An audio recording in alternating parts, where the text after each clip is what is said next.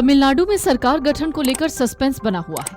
विधानसभा चुनाव में तमिलगा वेट्री कजगम यानी टीवीके ने पहली बार चुनाव लड़ते हुए शानदार प्रदर्शन किया, लेकिन सरकार बनाने में मुश्किल आ रही है क्योंकि टीवीके ने सिर्फ 108 सीटें जीती हैं और सरकार बनाने के लिए चाहिए 118 सीटें, यानी 10 कम इस वक्त टीवीके के पास है। ऐसे में टीवीके ने यानी विजय थलापति ने वार्निंग दे दी है। एमके स्टालिन की डीएमके और एडप्पादी के पलानी स्वामी के नेतृत्व वाली एआईएडीएमके सरकार बनाने के लिए साठगांठ कर रही है, सूत्र कह रहे हैं। इसी बीच विजय ने बड़ा फैसला लिया है। विजय ने टीवीके यानी अपने सभी 107 विधायकों के सामूहिक इस्तीफे पर विचार करने की बात कह दी है। ये संकेत मौजूदा राजनीतिक गतिविरोध के बीच विजय के खेमे में बढ़ती बेचैनी दिखाता है।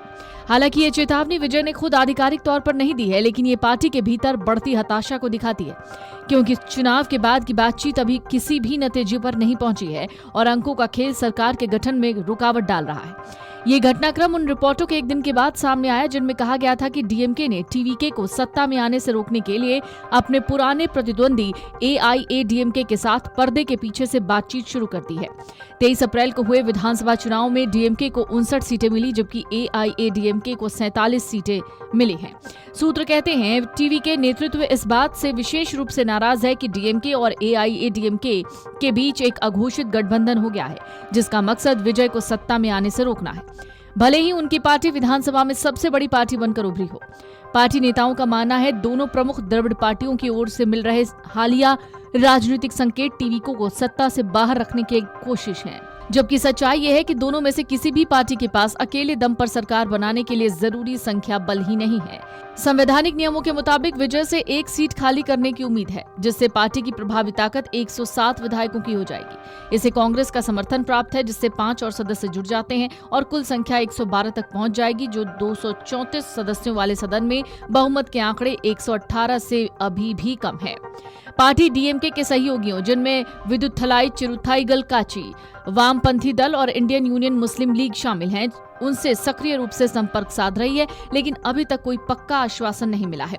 हालांकि विजय की राज्यपाल से मुलाकात के बाद तमिलनाडु में चल रही राजनीतिक अटकलों पर काफी हद तक विराम लग गया है। अब माना जा रहा है जल्द ही नई सरकार का शपथ ग्रहण समारोह आयोजित किया जाएगा। हालांकि एक और बड़ी खबर आ गई है। खबर यह है, तमिलनाडु राजभवन की ओर से एक बयान दिया गया है कि टीवीके अब तक विधानसभा में बहुमत के लिए विधायकों का समर्थन साबित नहीं कर पाई है, लेकिन राजभवन के बयान में ये भी कहा गया कि विजय यानी बैठक के दौरान माननीय राज्यपाल ने बताया कि सरकार गठन के लिए जरूरी तमिलनाडु विधानसभा में बहुमत का समर्थन स्थापित नहीं हो पाया है। डीएमके कांग्रेस गठबंधन, जिसने पिछले एक दशक में कई चुनाव एक साथ लड़े थे, अब टूट गया है। कांग्रेस ने कहा है कि वो विजय की टीवीके को सरकार बनाने में समर्थन देगी।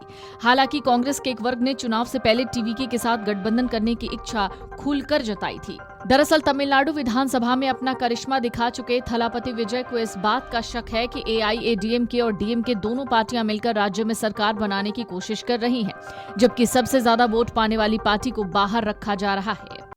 अगर आप ये वीडियो YouTube पर देख रहे हैं तो हमारे चैनल को सब्सक्राइब कर बेल आइकन दबाएं और Facebook पर देख रहे हैं तो हमारे पेज को लाइक करें।